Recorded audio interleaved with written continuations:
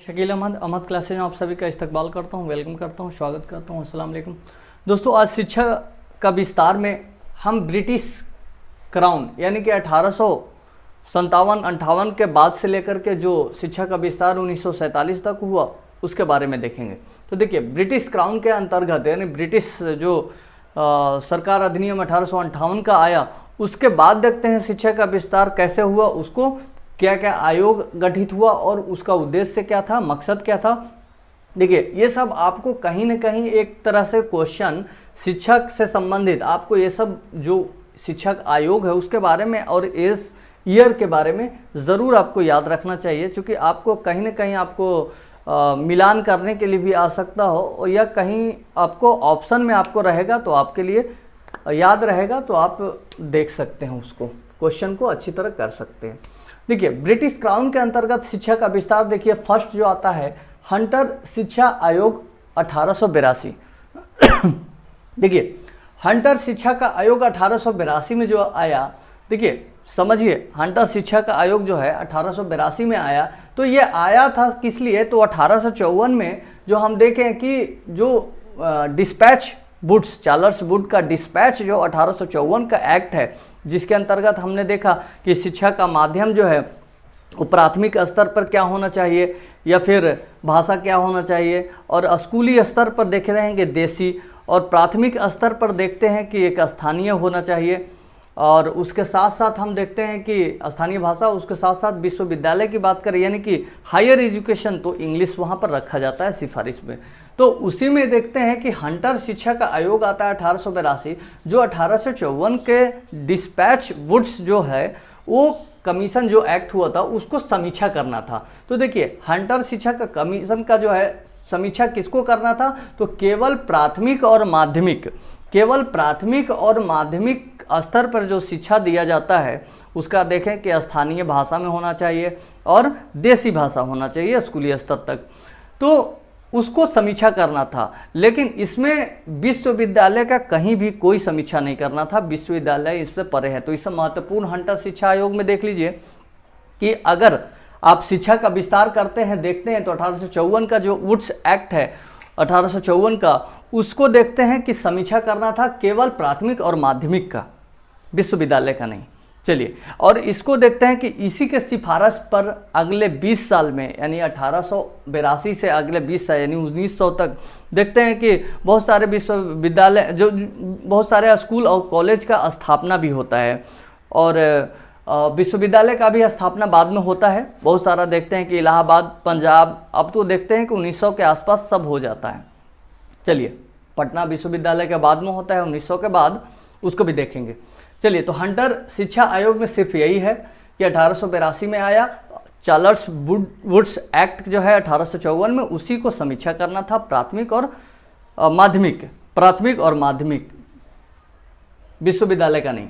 दूसरा, Raleigh commission 1902। देखिए, Raleigh commission गठित हुआ 1902 में, और रैले कमीशन का जो है ये सिर्फ इसका जो उद्देश्य था, ये विश्वविद्यालय, देखिए इसी रैले कमीशन के ही सिफारिश पर 1904 में विश्वविद्यालय अधिनियम 1904 है। कहीं कहीं आपको विश्वविद्यालय अधिनियम भी आपको संबंधित देगा कि ये किसके आयोग ने कमीशन के सिफारिश पे बनाया गया, तो रैले कमीशन का ही देखते हैं कि विश्वविद्यालय अधिनियम 1904 आता है, और उसका उद्देश्य देखिए क्या होता है कि जो विश्वविद्यालय पर मुख्यतः जो हम कहें कि सरकारी नियंत्रण को बढ़ा दिया जाता है, और इसमें एक दो चीज़ और जोड़ दिया जाता है कि अध्ययन तथा शोध पर भी जो है एक ध्यान केंद्रित किया जाता है, कि मतलब शोध हो, अध्ययन हो, ये सब पर ध्यान केंद्रित होता है। तो रैले कमीशन महत्वपूर्ण रूप से विश्वविद्यालय के लिए है। हंटर शिक्षा आयोग देखिए, प्राथमिक और माध्यमिक, ठीक है, ये सब आपको सिर्फ समझ लीजिए। इसी से मुताल्लिक क्वेश्चन आता है कि हंटर शिक्षा आयोग किससे संबंधित है, तो केवल प्राथमिक और माध्यमिक। रैले कमीशन किससे, तो विश्वविद्यालय से। ये आपको महत्वपूर्ण है। देखिए, आगे देखते हैं सैडलर विश्वविद्यालय आयोग। देखिए, सैडलर विश्वविद्यालय के आयोग को भी देखते हैं, ये 1917 में आया। देखिए, सैडलर विश्वविद्यालय 1917 में आया था। ये आया था केवल कलकत्ता जो विश्वविद्यालय था उसके समस्याओं को अध्ययन करने के लिए आया था, लेकिन बाद में इसके सिफारिश पर बाकी जो विश्वविद्यालय है सभी के लिए दिशा निर्देश दिया। सैडलर विश्वविद्यालय 1917। ठीक है। 17 देखिए 1917, इसी समय हम देखते हैं कि आपका मॉन्टेगो चेम्सफोर्ड का एक्ट भी आता है, जो देखते हैं कि 1909 में जो भारत शासन अधिनियम है उसी के आगे बढ़ाने हुए उसी पर चर्चा के लिए एक और आता है 1917 में। देखिए ये जोड़ करके, लिंक जोड़ करके देखिएगा तो कहीं ना कहीं आपसे बहुत सारे क्वेश्चन को सोल्व किया जा सकता है।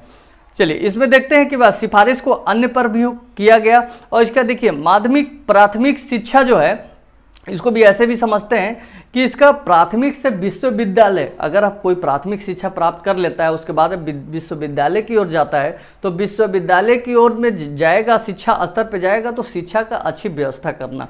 क्योंकि बहुत सारे लोग अगर हम 10+2 पास कर लेते हैं आगे विश्वविद्यालय में जाते हैं तो उसके लिए व्यवस्था करना निश्चित। तो हम देखते हैं कि इस समय तक बहुत सारे विश्वविद्यालय की स्थापना हो जाती है। तो कहीं ना कहीं जो रैले कमीशन 1902 में आया, जो विश्वविद्यालय अधिनियम 1904 आया था बाद में, तो उसके बाद देखते हैं कि बहुत सारे विश्वविद्यालय का भी गठन हो जाता है। आज देखते हैं पटना विश्वविद्यालय है, दिल्ली विश्वविद्यालय है, तो ये सब देखते हैं कि उसी का परिणाम है कि धीरे धीरे बहुत सारे विश्वविद्यालय खोला जाता है। तो ये कमीशन में सैडलर विश्वविद्यालय आयोग में यही कहा जाता है कि विश्वविद्यालय के जो है और स्थापना किया जाए और उसका व्यवस्था किया जाए जो शिक्षा का ये है। और 1920 में देखते हैं कि सरकार ने भी सैडलर आयोग रिपोर्ट जारी करके ये कहा कि सभी प्रांतीय सरकार है उसको भी कहा कि आप इसको लागू कीजिए। इसको लागू कैसे कीजिएगा? प्राथमिक शिक्षा से लेकर के हम देखते हैं कि आगे जब हायर एजुकेशन के जाएगा तो उसको शिक्षा का व्यवस्था होना चाहिए, तो व्यवस्था करिए, विश्वविद्यालय की स्थापना कीजिए। चलिए सैडलर विश्वविद्यालय आयोग हम देखिए कहीं कहीं सैडलर आयोग आएगा तो वो किससे संबंधित है, तो विश्वविद्यालय से आपको क्वेश्चन इतना ही आएगा, बाकी डिटेल उतना क्वेश्चन नहीं पूछा जाएगा, लेकिन समझ लीजिए। देखिए आगे आ रहा है हार्टोग समिति 1929। देखिए हार्टोग समिति 1929 हम देखते हैं कि लॉर्ड इरविन के समय का है। हार्टोग समिति 1929, इसके बारे में महत्वपूर्ण चीज़ क्या है उसको देखिए सैडलर विश्वविद्यालय 1917 के बाद हम देखते हैं कि मॉन्टेगो चेम्सफोर्ड जो आया था 1917 में, उसके बाद देखते हैं कि 1917 के बाद 10 साल के बाद इसको रिव्यू करना था, जिसमें अब देखते हैं कि साइमन कमीशन आता है और रिव्यू उसको करने के लिए करता है। तो उसी समय एक शिक्षा आयोग जो विश्वविद्यालय है इसका भी एक समीक्षा करना था।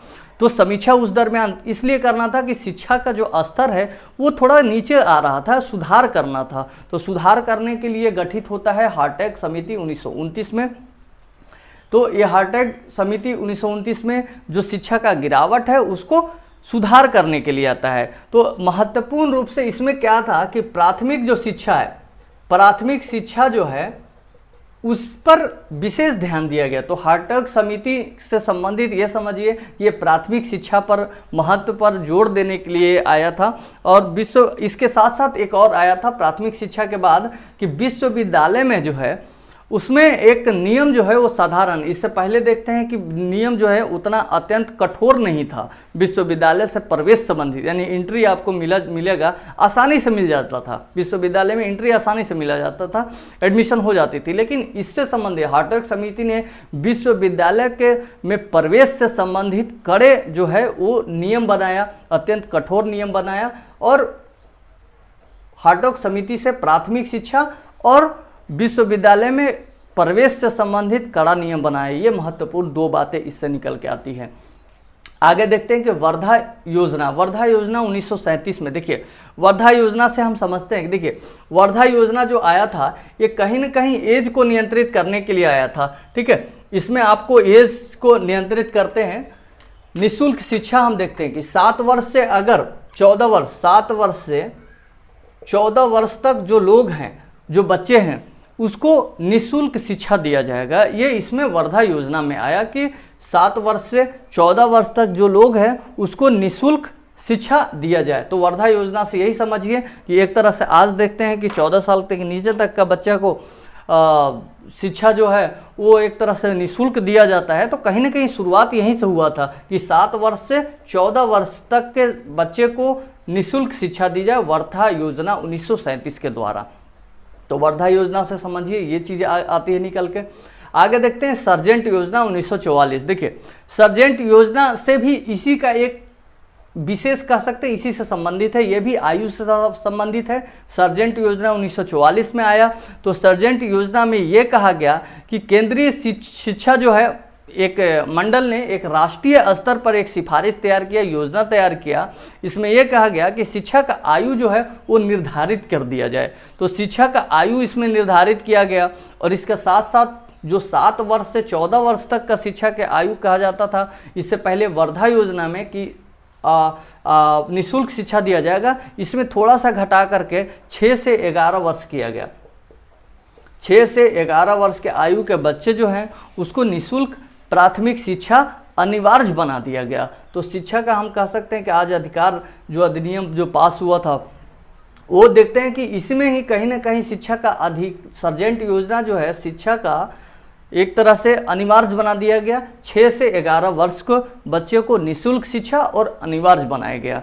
चलिए इस दोनों के बाद में एक चीज़ और देख लेते हैं, इसी में स्वतंत्रता के बाद देखते हैं। चलिए आगे देखते हैं स्वतंत्रता प्राप्ति के बाद यानी 1947 के बाद शिक्षा का विकास कैसे हुआ उसको भी देखते हैं। देखिए महत्वपूर्ण रूप से इसमें 2 ही हम देखेंगे। 2 इसलिए देखेंगे कि महत्वपूर्ण है, ये पीछे वाले से एक संबंधित है। देखते कैसे। राधा कृष्णन आयोग गठित हुआ 1948 में। राधा कृष्णन आयोग गठित हुआ 1948 में। इसका मुख्य उद्देश्य यही था कि विश्वविद्यालय, देखिए विश्वविद्यालय शिक्षा से संबंधित जो है वो इसमें शामिल किया। विश्वविद्यालय से शिक्षा से संबंधित है ये राधा कृष्णन आयोग। और इसमें ये चीज़ बातें क्या कहा गया कि विश्वविद्यालय में हम 3 तरह का शिक्षा देंगे। पहला एक ऐसा शिक्षा देंगे कि जो सामान्य शिक्षा हो, सामान्य जो सबके लिए हो, ठीक है, सरकारी शिक्षा हो। इसमें यह कहा गया कि सरकारी शिक्षा हो। तीसरा ये कहा गया कि व्यावसायिक भी हो, हम देखते हैं कि व्यावसायिक शिक्षा हो, ठीक है, ये चीज़ इसमें शामिल किया गया, व्यावसायिक शिक्षा भी हो। देखिए व्यावसायिक शिक्षा के हम बात करें तो इसके पहले भी हम देखते हैं कि बहुत सारे चीज़ें में आता है जो व्यावसायिक शिक्षा पे ध्यान केंद्रित किया जाता है। चलिए तो इसमें महत्वपूर्ण रूप से राधा कृष्णन आयोग जो 1948 में हुआ उसमें सामान्य शिक्षा पर जोर दिया गया, सरकारी शिक्षा का एजेंडा तैयार किया गया, व्यावसायिक शिक्षा पर भी ध्यान केंद्रित किया गया। ये विश्वविद्यालय से संबंधित है। दूसरा जो आता है कोठारी शिक्षा आयोग, देखते हैं कि 1964 में आयोग गठित होता है।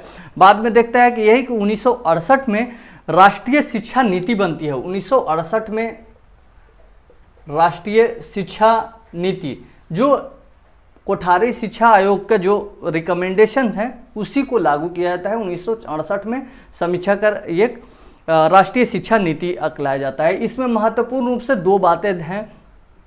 14 वर्ष तक का जो भी बच्चा है उसको निःशुल्क शिक्षा दिया जाए। 14 वर्ष तक के यानी कि 14, पहले तो क्या था ये हमने देखा कि वर्धा आयोग में देखे 7 वर्ष से लेकर 14 वर्ष तक।